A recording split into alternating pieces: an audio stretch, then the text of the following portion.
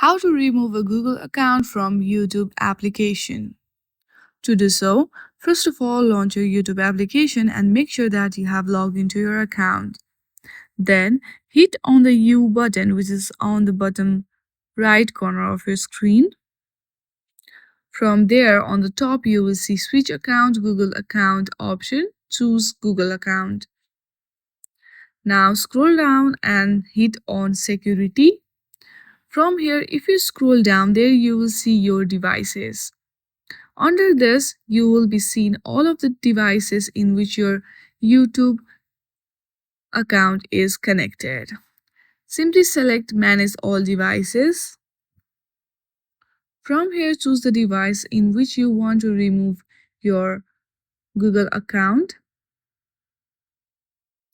Then simply hit on the Sign Out. And then you are good to go. I hope you like this video. If you like this video, then please do not forget to like and subscribe to our channel. Thank you for watching.